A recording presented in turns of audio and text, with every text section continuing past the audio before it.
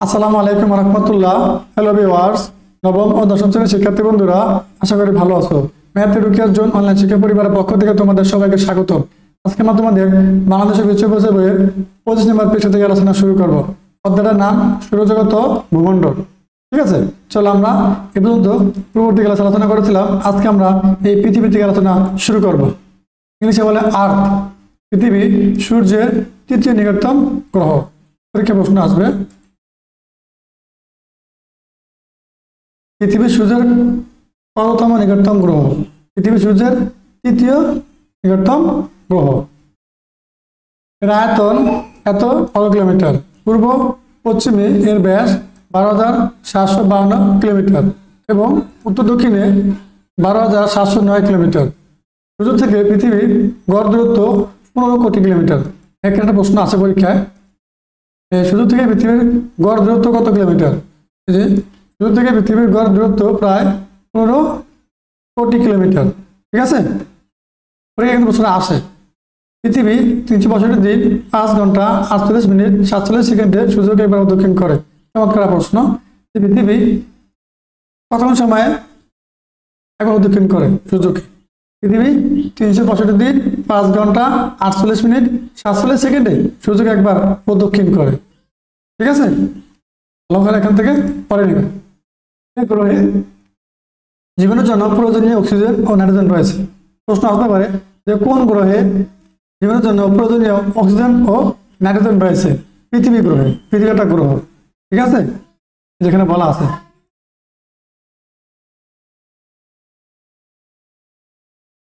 পৃথিবী পৃষ্ঠের গড় তাপমাত্রা 13.90 ডিগ্রি সেলসিয়াস। পৃথিবী পৃষ্ঠের গড় তাপমাত্রা কত? পৃথিবী পৃষ্ঠের গড় তাপমাত্রা 13.90 ডিগ্রি সেলসিয়াস। ভূত্বকে প্রয়োজনীয় পানি রয়েছে। আর প্রশ্ন আসতে পারে যে কোন গ্রহে ভূত্বকে প্রয়োজনীয় পানি রয়েছে? পৃথিবীতে। সৌরজগতের গ্রহগুলোর মধ্যে একমাত্র পৃথিবী জীবজন্তু ও উদ্ভিদের জীবনধারণের জন্য সুবিধাজনক অবস্থা বিরাজ করে। এখানে চমৎকার প্রশ্ন আছে যে সৌরজগতের গ্রহগুলোর মধ্যে কোন গ্রহে একমাত্র জীবজন্তু উদ্ভিদ বসবাস করতে পারে? পৃথিবীতে। চমৎকার প্রশ্ন, এখানে খেয়াল করো। ঠিক আছে, চাঁদ পৃথিবীর একমাত্র উপগ্রহ। ভেরি ভেরি ইম্পর্টেন্ট একটা প্রশ্ন। পৃথিবীর একমাত্র উপগ্রহ কি? পৃথিবীর একমাত্র উপগ্রহ চাঁদ। ঠিক আছে, প্রশ্ন আসবে পৃথিবীর একমাত্র উপগ্রহের নাম কি? চাঁদ। পৃথিবী থেকে চাঁদের গড় দূরত্ব 3,81,500 কিলোমিটার। ঠিক আছে, এটা পড়ে নেবা, এখান থেকে প্রশ্ন মানা করতে পারে। পৃথিবী থেকে চাঁদের গড় দূরত্ব কত? 3,81,500 কিলোমিটার। এবার আমরা মঙ্গল গ্রহ সম্পর্কে জানবো। মঙ্গল ইংলিশে মার্স বলে। সূর্য থেকে দূরত্বের দিক দিয়ে পৃথিবীর পরে মঙ্গলের স্থান।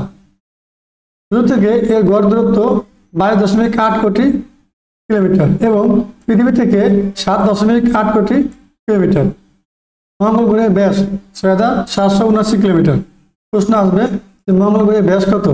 এই যে মঙ্গল গ্রহের ব্যাস 6,779 কিলোমিটার এবং ওজন পৃথিবীর প্রায় 10/1 এর আয়তন এত বর্গ কিলোমিটার। সূর্যকে পরিক্রমণ করতে মঙ্গল গ্রহের লাগে 687 দিন এবং নিজ অক্ষে একবার আবর্তন করতে সময় লাগে 24 ঘন্টা 37 মিনিট। নিজ অক্ষের কার? মঙ্গল গ্রহের একবার আবর্তন করতে সময় লাগে 24 ঘন্টা 37 মিনিট। মঙ্গলের 2টি উপগ্রহ আছে। প্রশ্ন আসবে মঙ্গলের কয়টি উপগ্রহ আছে? মঙ্গলের 2টি উপগ্রহ আছে। ঠিক আছে, একটা নাম হচ্ছে কি ডিমোস, একটা নাম ফেবস। ঠিক আছে, চমৎকার কিন্তু প্রশ্ন।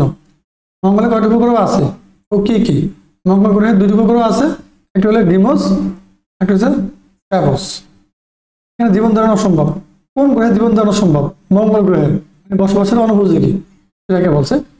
বায়ুমণ্ডলে শতকরা 3 ভাগ নাইট্রোজেন ও 2 ভাগ আর্গন গ্যাস আছে। কোন গ্রহে?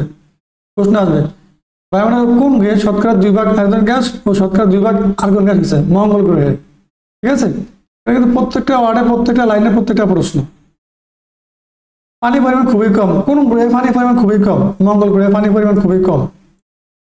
পৃথিবীর তুলনায় মঙ্গল অনেক ঠান্ডা, গড় উত্তাপ হিমাঙ্কের অনেক নিচে।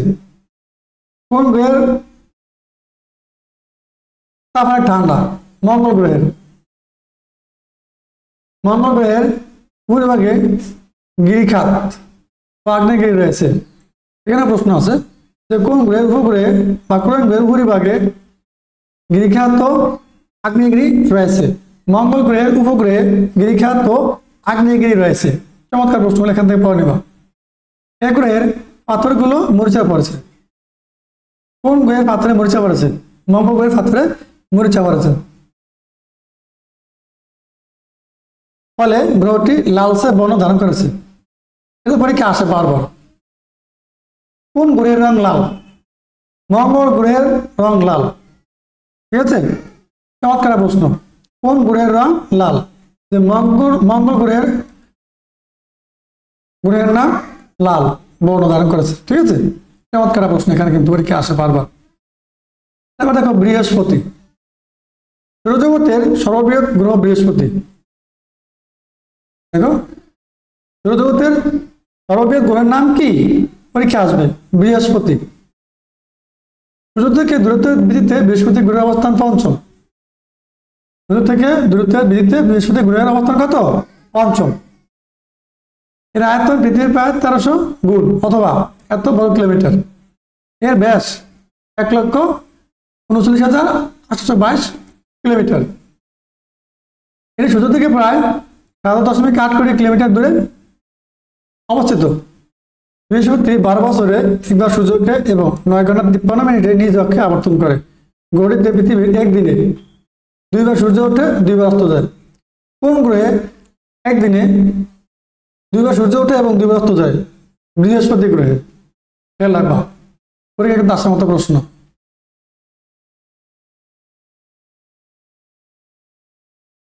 এই গ্রহে গভীর বায়ুমণ্ডল আছে। গ্রহটির বায়ুমণ্ডলের উপরিভাগের তাপমাত্রা খুবই কম, তবে অভ্যন্তরের তাপমাত্রা অধিক। এর 700টি উপগ্রহ রয়েছে। কোন গ্রহের 700টি উপগ্রহ রয়েছে? বৃহস্পতি গ্রহের 700টি উপগ্রহ রয়েছে, সবচেয়ে বেশি। এগুলোর মধ্যে লো, ইউরোপা, গ্যানিমেড, সেটা প্রধান। এই যে অনেকগুলো উপগ্রহ রয়েছে, বৃহস্পতি গ্রহের সর্বোচ্চ 700টি উপগ্রহ রয়েছে। এর মধ্যে লো, ইউরোপা, গ্যানিমেড, সেটা প্রধান। ঠিক আছে, পরীক্ষা আসতে পারে যে সেটা কোন গ্রহের উপগ্রহ? বৃহস্পতি। গ্যানিমেড কোন গ্রহের উপগ্রহ? বৃহস্পতি। এগুলো কিন্তু বুঝে বুঝে পড়তে হবে। একবার তোমরা এগুলো বই খুললে পাইবা, প্রশ্ন আসবে পরীক্ষায়। এবার আমরা এই যে গ্রহণপুঞ্জ সম্পর্কে জানবো। গ্রহণপুঞ্জ মঙ্গল ও বৃহস্পতির মাঝের পরিসরে অসংখ্য ক্ষুদ্র ক্ষুদ্র গ্রহ একত্রে পুঞ্জীভূত হয়ে পরিক্রমণ করেছে। এই পরিসরের মধ্যে আর কোনো গ্রহ নেই। 1.6 কিলোমিটার থেকে 805 কিলোমিটার ব্যাস সম্পূর্ণ গ্রহাণুগুলোকে একত্রিত হবে গ্রহণপুঞ্জ বলে। ঠিক আছে, গ্রহণপুঞ্জ কাকে বলে? 1.6 কিলোমিটার থেকে 805 কিলোমিটার ব্যাস সম্পন্ন গ্রহাণুগুলোকে একত্রিতভাবে গ্রহণপুঞ্জ বলে। এখান থেকে প্রশ্ন মুখস্থ করে নেবা যে গ্রহণপুঞ্জ কি, পরীক্ষা আসতে পারে। ঠিক আছে, আবার পরবর্তী প্রশ্ন থেকে দেখো শনি। শনি সৌরজগতের দ্বিতীয় বৃহত্তম গ্রহ। পরীক্ষা প্রশ্ন বারবার আসে। পৃথিবীর দ্বিতীয় বৃহত্তম গ্রহের নাম কি? শনি। আয়তন এত বর্গ কিলোমিটার এবং ব্যাস এত কিলোমিটার।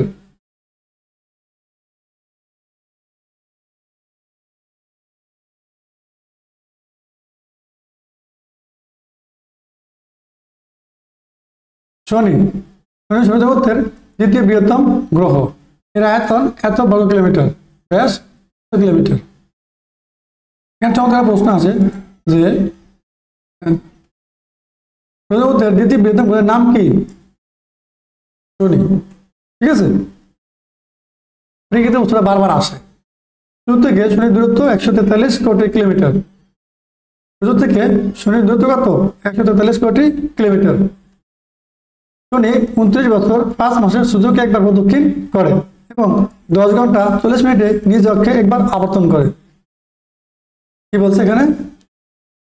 শনি 29 বছর 5 মাসের সূর্যকে একবার প্রদক্ষিণ করে এবং 10 ঘন্টা 40 মিনিট নিজ অক্ষে একবার আবর্তন করে।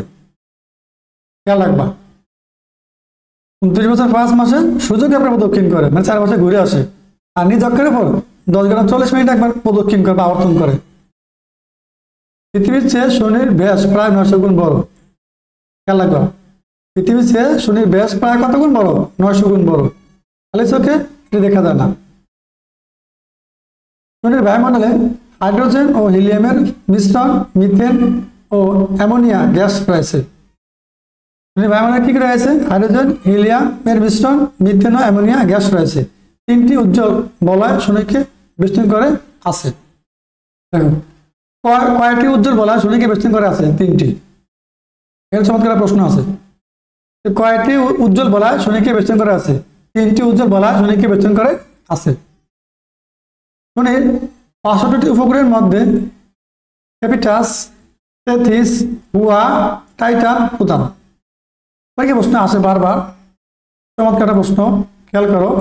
বলে টাইটান কোন গ্রহের উপগ্রহ? টাইটান শনি গ্রহের উপগ্রহ। ঠিক আছে? এবং পৃথিবীর দ্বিতীয় বৃহত্তম উপগ্রহ কোনটি? শনি, এটাও আসে। শনি গ্রহের কয়টি উপগ্রহ আছে? শনি গ্রহের 62টি উপগ্রহ আছে। আর প্রশ্ন হতে পারে যে ক্যাপিটাস কোন গ্রহের উপগ্রহ? ক্যাপিটাস শনি গ্রহের উপগ্রহ। আরেকটা প্রশ্ন আসতে পারে থেথিস কোন গ্রহের উপগ্রহ? শনি গ্রহের উপগ্রহ। আরেকটা প্রশ্ন আসতে পারে হুয়া কোন গ্রহের উপগ্রহ? হুয়া শনি গ্রহের উপগ্রহ। প্রশ্নগুলো কিন্তু এভাবে ভেঙে ভেঙে পরীক্ষায় আসে। তোমরা প্রশ্নগুলো দেখে কোথা থেকে আসছে নিজেরা এভাবে ভেঙে ভেঙে বুঝে বুঝে না পারলে তুমি এদের প্রশ্নগুলো উত্তর দিতে পারবা না। আমি তোমাদেরকে সুন্দর করে এভাবে ভেঙে ভেঙে বুঝতে চেষ্টা করেছি। চমৎকার ক্লাসটা তোমরা শুরু থেকে শেষ পর্যন্ত দেখো, আশা করি ভালো লাগবে। এর সাথে তোমাদের সকল বিষয়ের ধারাবাহিক ক্লাস আমাদের এই ম্যাথ রুকিয়ার জন্য ইউটিউব চ্যানেলে এবং ফেসবুক পেজে পেয়ে যাবা, সেখান থেকে পর্যায়ক্রমে দেখে নাও। ভালো থাকো, আজকে পর্যন্তই, আল্লাহ হাফেজ।